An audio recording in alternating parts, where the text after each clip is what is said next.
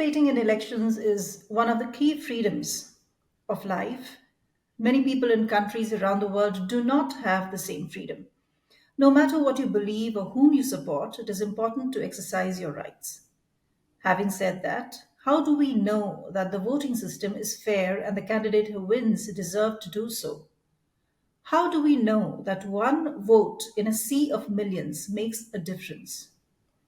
Greetings to all listening to this episode of CHEZUBA Talks. I'm Paige, and with me today is Sarah Wolk, the Executive Director and Secretary at Equal Vote and Star Voting Action.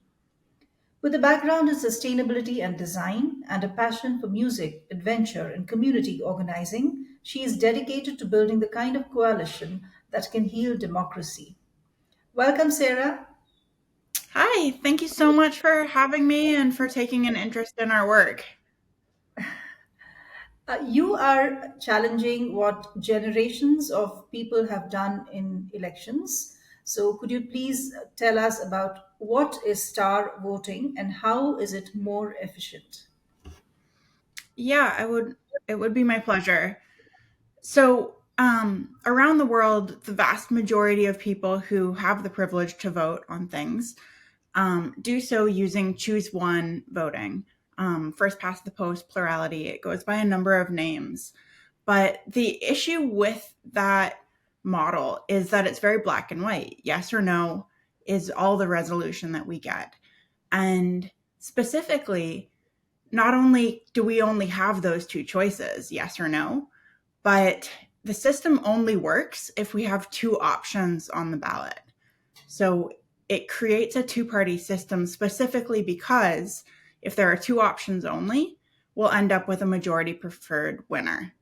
But if there's three options, four options, six or seven competitive options, a multi-party system, it truly breaks down. And whichever faction or coalition has more allies is at a huge disadvantage. So in life, having more allies, having more friends, having a bigger coalition should be a benefit. And in politics, especially, this should be a benefit. But in choose one voting, we're punished for that. So somebody might think both of us are great. Our viewers might vote for one or the other of us, and we could end up splitting the vote, spoiling the election, and people might actually end up having to watch some bad podcast that's not informative or inspiring at all. So I think that's where it really comes down to it. We need to have the ability to show that we support and that we prefer all of the good candidates over the candidates who we truly oppose. So, Sarah, how would you respond to critics who argue that star voting is more complicated than other voting systems and that it could be confusing for some people? Yeah, great question. So, star voting, and I should explain what it is a newer proposal. It's built on hundreds of years of science in the field of election reform. So, it's not coming to us out of the blue. But with star voting, instead of choosing one candidate only, you're able to score the candidates up to 5 stars, like a 5-star rating. So 5 stars best, 0 stars worst. And the magic of that is it's a very familiar, simple interface and one that has become the global standard for collecting nuanced public opinion because the 5-star ballot allows us to show our preference order. 5, 4, 3, 2, 1 shows, who you prefer, second choice, third choice, fourth choice. And it also allows us to show our level of support. So a 5-star candidate is our favorite. If a voter has multiple favorites, maybe there's 2 candidates with the same platform and they're both really inspiring and well-spoken, give them both 5 stars. If you have a preference and you really like the next choice, you can give them 4 stars. Whereas in a simple ranked ballot, you're not able to show that degree of preference. Your second choice might be as good as your first. It might be almost as good as your first, or it might be barely better than your third choice, or even your last choice. So, Right. and then star voting really the second bit of magic comes in how it's counted. So all the stars are tallied. You add them up and find the two highest scoring candidates overall. In that second step, the two finalists go head to head, and your vote, your one ballot, automatically counts for the finalist you prefer. So Okay. whichever finalist is preferred by a majority of voters wins. All right.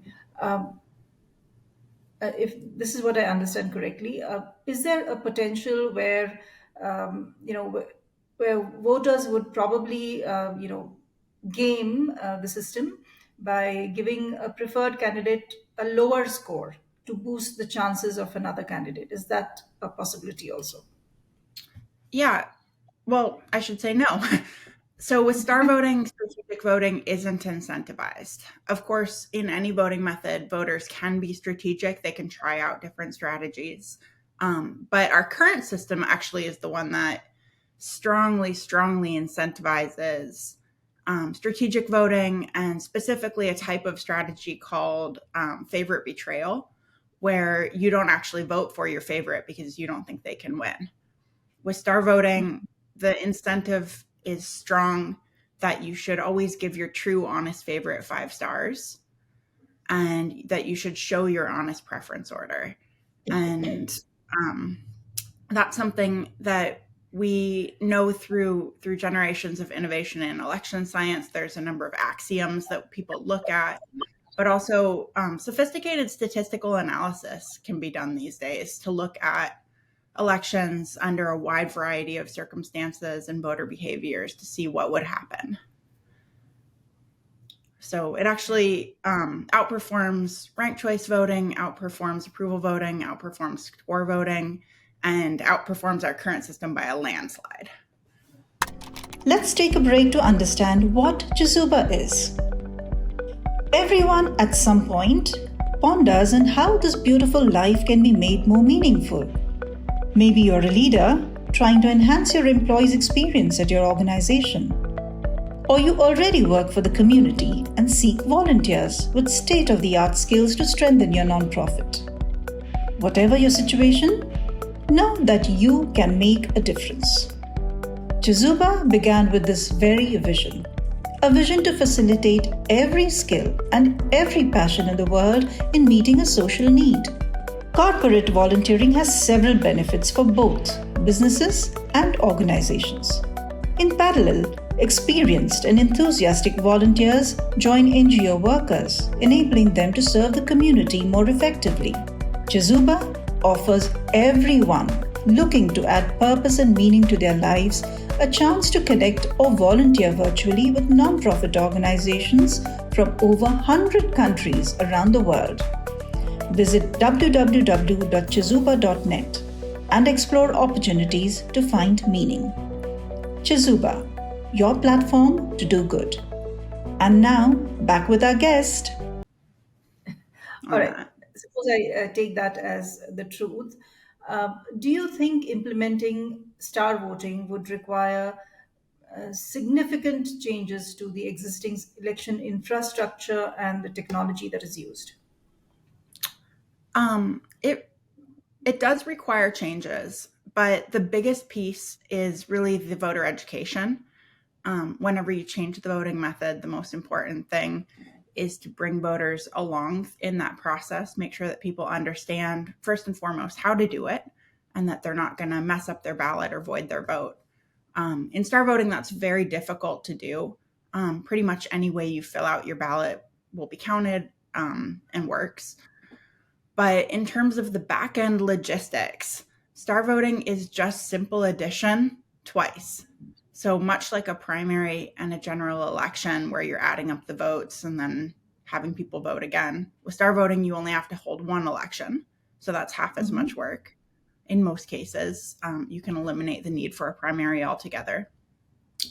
And then you just add up the stars in that first scoring round, and then you add up the votes in the second round. So it can be, elections are done differently around the world, but You can do paper ballots. You can scan those ballots and add them up with just basically spreadsheet level technology or hand counts as well. You can do full audits and risk limiting audits and all the bells and whistles of secure, accurate elections today, with only a minor software upgrade in most cases. Most jurisdictions, at least, everywhere we've looked, don't need new voting machines or new equipment. Okay. Okay. Have you? Do we have successful implementations of star voting in anywhere currently? We have a ton of people using it, and that's really where our work is focused. So, what we want to see is municipal, public, governmental elections using star voting at a wide scale. And right now, we kind of started with star voting. It was only invented in 2014, so it's actually come an amazing distance in that time. But star voting was first adopted by a number of groups and organizations for internal decision making. A number of political parties have adopted it for their internal decision making. And a number of ballot initiatives have been launched to implement it for municipal So elections it that is. have almost passed. Okay. So it But is. the two, yeah, there's two quite consequential ones, and that was a statewide Independent Party of Oregon primary and the Oregon Democratic Party of Oregon presidential delegate elections. So all the Okay. delegates who went to the convention to elect the president of the United States were elected using STAR. Okay. I Which know one's you're an advocate, but would you say that there are any potential downsides or limitations of this system? Um, yeah, I think it's really important to look at every question from both perspectives.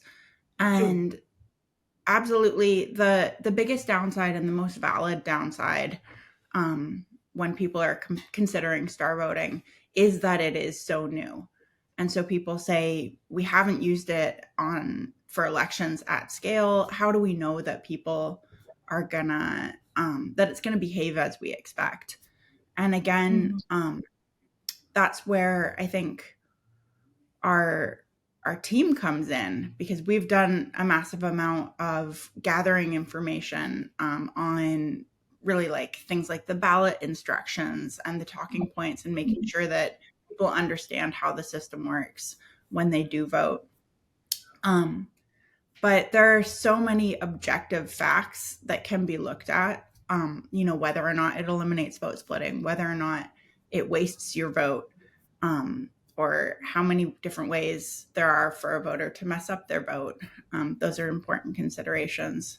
And STAR really does excel on all of those. So that's why we recommend it. It's the system Hmm. that performs the best across the board.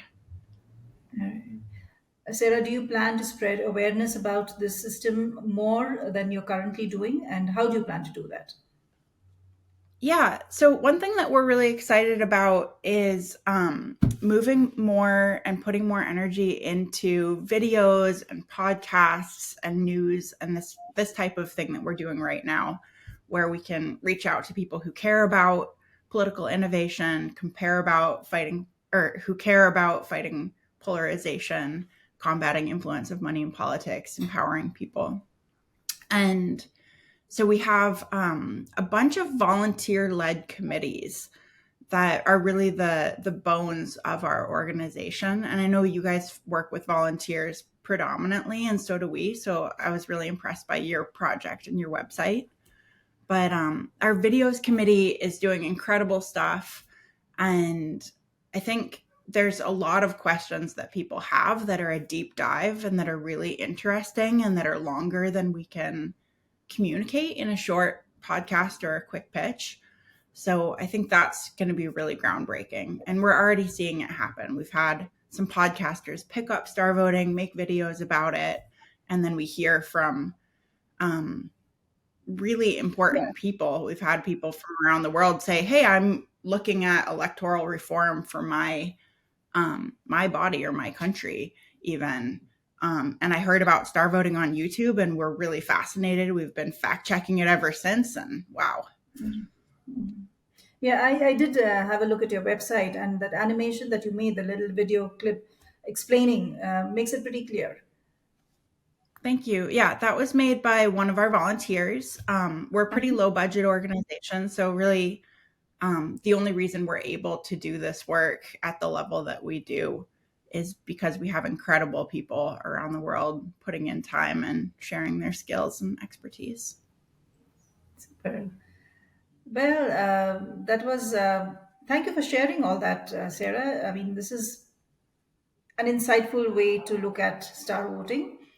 So, supporters of star voting argue that it can lead to more representative and democratic outcomes, as well as encouraging candidates to reach out to a broader range of voters and avoid divisive campaign tactics.